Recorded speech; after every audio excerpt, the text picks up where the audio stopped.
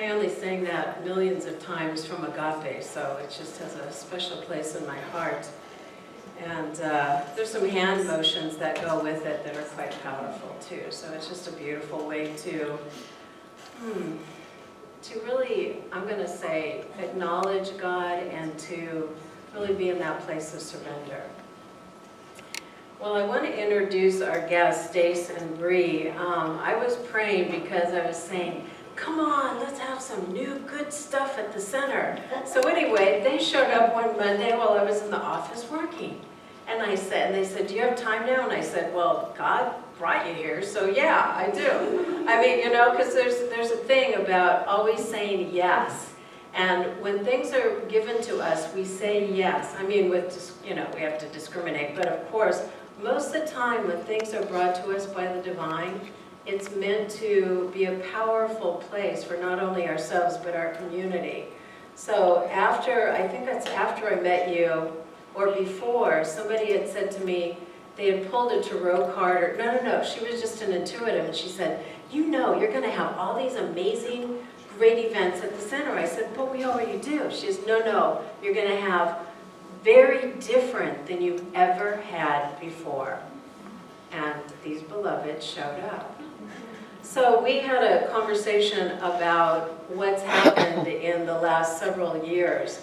And I said, you know, it's interesting. I said, I know that there's always been difficult times in the world, but they said there's actually an energy and a vibration that was created. And they're here to explain that to you. But I also want to share that they said yes to God. They're from Oregon. And they were told to give their buns over to Santa Barbara. They're divine little buns. And so they're here because they're listening and they're willing to serve in that way. So God bless you for listening to the call and allowing yourselves to show up. So let us give these beloveds a warm round of applause and welcome them up to share their wisdom.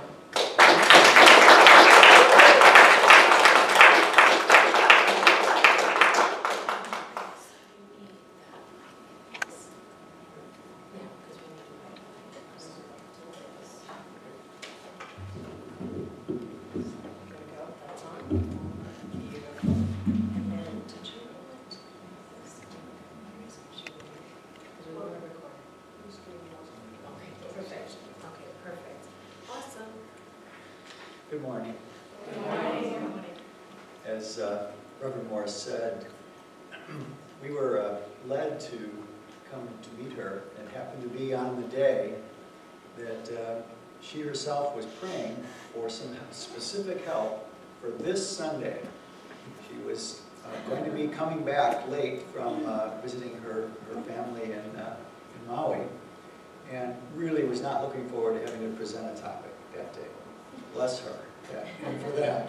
And we said, well, you know, we can do something at the last minute. We'd be happy to fill in for you. And she said, well, tell me more. What would you fill in? And we said, well, one thing for me that I always resonated really deeply with Dr. Holmes' whole orientation. He's one of the few teachers that I've ever met or read who refer to God as an it. I love that. I've always called it an it. I can't call it a him, I can't call it a her, but it does, as Dr. Holmes says, it contains both masculine and feminine principles to it.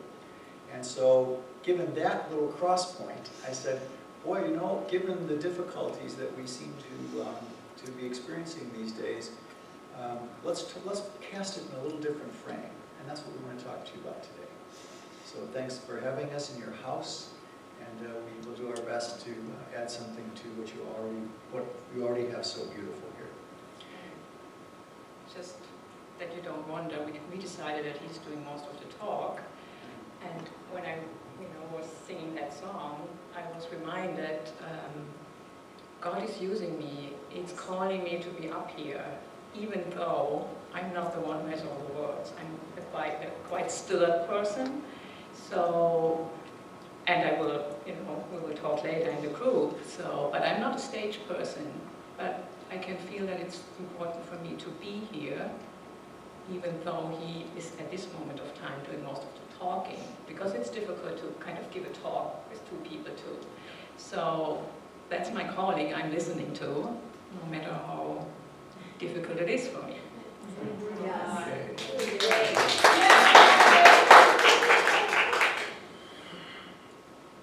Now I really want to know what you want to say. Like what's really going on? There'll be some moments for that, I'm sure. Yeah, more so. So, when I was young, I had what many call a defining moment for, in this case, consciousness. I was 12 or 13, and it suddenly dawned on me that there was no one in charge of the world. This may seem obvious, but it hit me like a lightning bolt at 12 or 13 that all the leaders of the world were all jockeying for some sort of influential power in the world, for good or for not so good, depending on the orientation of the moment. But there was no one in charge of the world. And of course, growing up Catholic in my seed religion, we were always taught, of course, that God was the only dynamic in charge of the world. And that felt right to me right from the get-go. But there was no human in charge of the world. And so I realized at that moment, I was a little overcome and realized that, well, I guess it's up to me.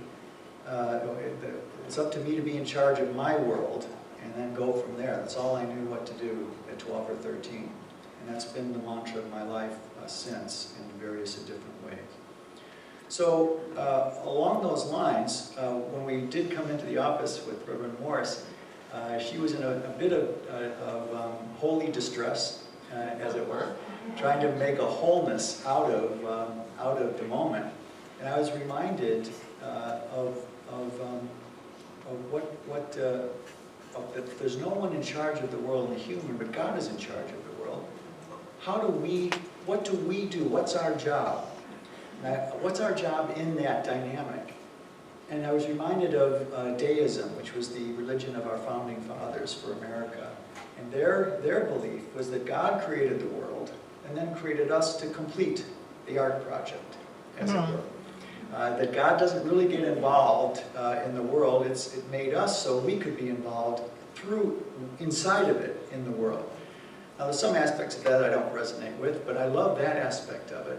And so in contemplating how to bring something today new and fresh, it occurred to us, and through a lot of hours of talking, that what does it mean?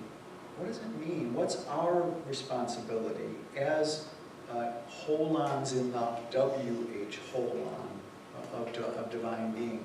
The little h holons inside the big holon. What is it as our job? How can we manifest, besides of course all the beautiful admonitions to become love and swim with love and exude love, project love, become love? What happens when we hit against walls of resistance in us and the world that seem to stop us? And I'd like to underline that word, seem to obstruct us. And the only thing I could ever come up with, personally and globally, to describe it was, well, I guess my responsibility, and this is what I shared today with Roxy about what love meant to me, it means to serve wholeness in myself. And secondly, from that place of wholeness, serve wholeness in others. And that to me has been my personal frame for how to become as much as I can be as a piece of God in this whole God field, I like to call it. So in that sense, what we have here is, our title today is What is Happening to Me? Because over the past few years, Brie and I have encountered so many different examples of difficulty, but they've all started to take a certain spin that I think bears a little bit of discussion. And that is, as Reverend Moore said, the world's always been a mess. But as we've evolved, as our planetary consciousness has evolved, the flavors of that craziness have shifted in different focus points. And that's what we'd like to talk about today. So in that sense, how to serve wholeness means, how do we deal with difficulty because we start with this admonition of becoming love and swimming in love. And then we hit these dams or these reefs, and we can continue to hold that in our heart. But is there another way we can serve our wholeness in each other and ourselves that will maximize that love embodiment? And that's what we're going to talk about today. So, Joanne, I think we can go to that chart. Since for a while now, especially the last 5 or 6 years, we've noticed that many people, especially women, but men also, they're reporting troublesome experiences in mental, emotional, physical, and spiritual arenas. Lapses in memory, difficulty in issue processing of mental tasks, time seeming to speed up, memories not being so retrievable, stuff that you thought you dealt with in the past resurfacing, nothing seems to be working like it used to, disorientation to how one normally perceives realities. These are all frequent complaints. Also, many people talk about heightened emotional reactivity, and it adds even more difficulty in dealing with our challenges. There's also descriptions of physical body changes, like increased headaches and migraines, partial temporary loss of motor control in limbs people are reporting, joint pain and difficulty sleeping, and many also report spiritual occurrences that resemble some form of enlightenment as defined in East and West. Now these are emergent challenges that all seem to have, for Brie and I, a specific spin to them. And what we've come up with here is just another addition to how divine being might be operating in the modern day, possibly a little differently, while being the love that it is, than it has in the past. So in that sense, and along the respecting and agreeing with Reverend Dr. Holmes' masculine and feminine aspects to divine being, this picture came to us, and we want to share it because it might help individuals here make some sense of any of the symptomology that perhaps you've been feeling, and maybe help you become a little more whole in yourself in that way. For us, we would say the masculine and feminine aspects of divine being, we refer that to the yin and the yang of divine being. And for us, in the picture of things, in the way we've evolved, for all of the time we have been on earth, however long that has been, depending on your opinion, it doesn't really matter, we have been guided by the yang aspect of divine being. To build a civilization from the ground up, you need to penetrate the soil to plant a seed. To plant a seed. And so the yang aspects of God, which involve energies of doing and willfulness and energy and mind, these are all things that have lifted us off of the plains and into our present state down the line. We needed a yang aspect to activate civilization. And that's what's happened. We've got energy, will, mind, and doing got us where we are today. Almost. Almost. And the way to look at that is this picture is a timeline, but it's certainly not set to scale. And we would say that in the darker ages, younger consciousness, not evil or dark, just younger consciousness. This was the era of the Sumerian age, which started about 2,500 years ago with Gilgamesh. Start of patriarchy. Well, patriarchy has become such a bad word, and we agree with it. But unfortunately, it got its impetus from a yang version of dynamical spin because of the yang version of God that was operating. That is a tide that rose all boats, and it also pushed wounded men who didn't know how to be any differently to become patriarchal, enslave women, punish women, burn them at the stake for their gifts. This is darker stuff, but patriarchy was a downside, an inevitable downside in the human imperfect stage of our development. to occur. We call the dim age the start of the Renaissance. Thank God for Descartes. The existential statement in the Darker Ages was, I have a body, therefore I am. I have will, therefore I am. And that's what's built our civilizations, our cities, our technology, and everything.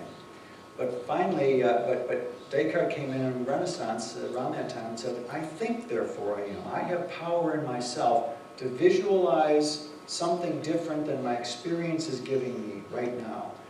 You look at a plane and I see trees. I'll build a house for my family to protect ourselves from the elements, and we'll grow some food here. That's all mind. That allows us to abstract a reality that isn't in front of our eyes into something that manifests. We can't live without our minds that way, obviously. What we offer, that something started to happen about 20 years ago. And that was a dawning of what we would call now the Bright Age, that takes the truths, I have a body, therefore I am, that's reasonable. I think, therefore I am, that's reasonable too. But now adds, not subtracts the other two, but adds to it, I feel, therefore I am. I can't think love into my experience. I have to feel it. Now, that may seem obvious, but it's not obvious in many ways if you're not aware of actually the power that that statement holds. What if something is happening now where I feel, therefore I am, is the dynamic of our consciousness's evolution to move to the next place, including I have a body, therefore I am, including I think, therefore I am. But now I have a body, therefore I am, and I think, therefore I am, may not be our most productive way to begin our challenges. We have to incorporate all of them, but what if that was happening? And the way we see that, and this is where Brie's stillness and dynamics come into play, it's our opinion that all that hoopla, remember back in 2012, December 21st, 2012, the Incan calendars, the Mayan calendars, the Earth and the Sun were lining up with the center of the Milky Way galaxy. People thought it was Armageddon. People thought it was the end of the world. People were building shelters. It reminded me of Y2K, if you're old enough to remember, in 1999. Well, it wasn't the end of the world, but it was the end of one aspect of our world, in our opinion. It's our opinion that as of what happened, actually, as of December 21st, 2012, it impacts all of us now, personally and globally, is that the aegis of the heavens switched. It moved on that day from a yang version of divine being to the yin. The yang version isn't gone. The yang version was in the foreground and the yin always in the background in our first segment of evolution. And we're offering that now the yin is coming forward and the yang divine being is going in the background. This has, if this is true, this has enormous implications on how we can actually embody all the beautiful things that a science of mind stands for. And it just takes us going through a different door. In the same sense as the song just said, the sun of the yang aspect of God is setting, and the moon of the yin aspect of God is rising. And this explains for us so many things in a whole different way of, wow, what if this were true? What if all the insanity we're seeing with a lot of patriarchal darkness seeming to rise to power, political arenas, economic greed, all these dark sides of power-hungry stuff, which is so often patriarchal in origin. How could that possibly be coming so much to the surface in an age of yin, if this is true?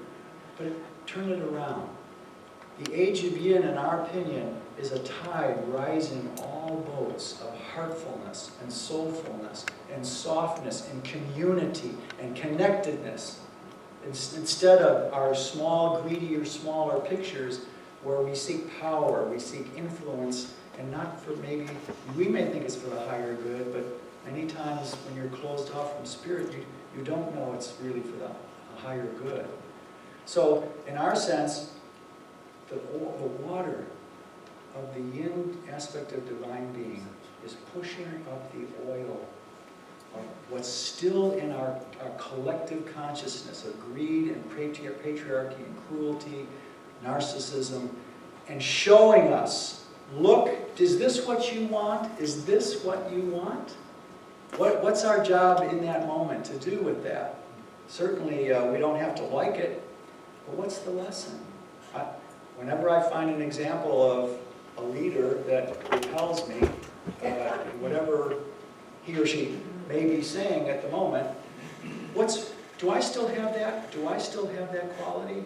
I want to use it to work on myself, to make sure I don't have any hidden stuff, because I don't want the inversion of divine being to push it up in me.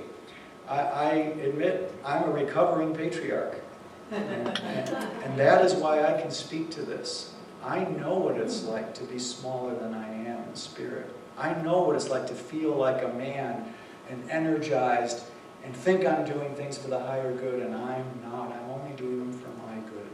That applies to men and women, because whether you're a woman or a man, all of us, no matter the gender, have both yin and yang aspects to us, because we're children of the divine. And what this means, in the end, last point, we'll have some questions here if you'd like, is that the qualities of divine being are heart, emotion, stillness, and being. Being instead of doing, stillness instead of will, emotion instead of just energy, and heart instead of just mind. These are not going away, the yang aspects. We're just adding another flavor of form and expression to them. And what that means, if this is possibly true, then how we go about our challenges in the day. We're offering, that heart, emotion, stillness, and being should be our first reaction, and that's an undergoing dynamic. Whereas the yang aspect is an overcoming dynamic. That's what we've learned how to do, all of us, to overcome. What if that has shifted with the moon of the divine yin? That now it's moved to an undergoing, which is another whole kettle of fish. It means we don't get to just say, those emotions are negative, I'm going to shut them out. We have to homeopathically, we offer, go further into them, undergo them in a safe way, in order to give them the grace that we as our higher being already possess. And we want to give that grace to our so-called negative emotions. So surely they don't feel good, that's why we call them negative. Absolutely, we're right with you. But to say, no, I'm not going to let that stop me. Okay, great. How now in the yin way? The yang way is karate. The yin way is judo. Okay? You take it in and you move with it and undergo it, and then you find yourself in a new place. So if I'm hobbled by depression, I want to know more about my depression. I want to make friends with my depression. I want to see, what message are you trying to tell me? And this is all aided. All these dynamics are now aided in a way that they weren't even 10 years ago. In the system, to positify what we call negative challenges in our lives and embrace them with the same grace that some people have when they experience a near-death experience and come back, or have a spiritually transformative experience and feel that eternal embrace of everything inside themselves. Everything. No one's telling you you were bad. It's all this embrace of what we are. And that, in our opinion, includes what we've been conditioned to shun as negative emotions in ourselves. So if I want to serve the wholeness in myself, and I want to serve the wholeness in the world as part of my world line, the reason I came here, then I've got to make sure that I, as the agent of that intention, becomes as whole as I can be. And when I do that, I get something that a little phrase that always has spoken to me and still does, and probably will the rest of my life. That a holy human is wholly human.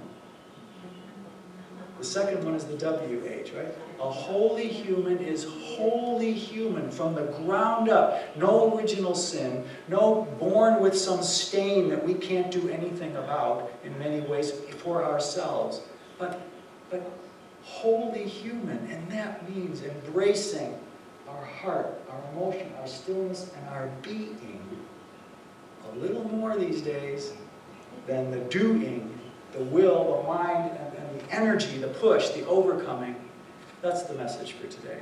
And that's what we want to do in our little small work group after, is if there's some kind of issue that just can't really go away, you're still wrestling with, maybe we can intuitively read and reframe what's going on inside of this picture and help you serve the wholeness in yourself more personally. So that's the message. Questions? First of all, lovely speech. Yes. You know, you have a smart wife behind you, lovely. But I think when you see, like I work in Hollywood, and I think we're seeing with Weinstein, Gates, and Trump, is that people are saying, why are these people here? And I think, like you said, it's to expose things, to bring them up, to say, look, we're not going to treat women like that anymore, so we have to have these events. So the social media can galvanize things and say, no, we're not going to, I don't want to have this in Hollywood, and very spiritual, and women are treated well. But I was so glad that it happened, because this thing's been under the surface in rumors for 30 years. And I think we're seeing that. I think we're going to see more of that, to say, you know what? Why would Trump come? To show us what we don't want. I don't agree with you. To say, hey, let's, he's probably next to fall, but, you know, who knows what's happening, but I think we're going to see a lot more. Sometimes they say you don't know what happens till the tide goes out. And I think the tide's going to expose a lot of this crazy, you know, patriarch system that's really kept women down, and sexual oppression and all this. That's a whole other topic, but I'm so glad it's happening. People say, because we can change it now. That's the beautiful thing about social media. What's your take on that whole thing? You know? Oh, we're right in resonance with that. That fits. If this is possibly an accurate picture, then everything you just said is being supported by divine being, and then we're supposed to take up the yoke and work with it in exactly the ways that you say. You really have one of the more intelligent speeches. And I think sometimes wonder if that's what the fuck is going on. You bet. Thank you. So thank you for that. Yeah. I'm really going to kick me out for cursing, but you know, that's something. Just want to add something to that. That's for sure, that's what it is. I mean, all the hidden stuff that didn't show before, now it's kind of black and white on the surface, and we know, like you say, it was always there, but it was invisible. It's time to eliminate the old boys club. Right. And on the other side, we have to deal with our emotive responses to that. Because, you know, it's hard for, especially for women, I mean, for men too, but especially for a woman, to see what we are still fighting about, while it's actually supposed to happen, to be yin supported. So there's a confusion about, okay, now it's the time of yin, but why do we still have to deal with that? Why are we not supported yet? You know, it's like, it's painful to see a patriarch as our president. It made me cry when it happened. Like, I was off my feet for days. So there are all those responses to that in us we have to also deal with and be with and honor, because while that is true, it's still difficult. And we are on this side, at least I can speak for myself. I coped during that time. I became a young being, basically, trying to cope in this world of young, basically. And our protection doesn't say easily, okay, bye-bye now, we're fine, don't need you anymore. No, they tell us, no way. I'm not doing it. I'm not opening my heart, I'm not vulnerable while this is happening. And that's a true voice I have to deal with, I have to be with, I have to listen to it and explore it so that I actually can abide there's a lot of great men in Hollywood, but we just don't get in the papers because we're not doing that. So I worry that sometimes people say, oh, all men are banned in Hollywood. Not true. There's a lot of great people in town that I work in.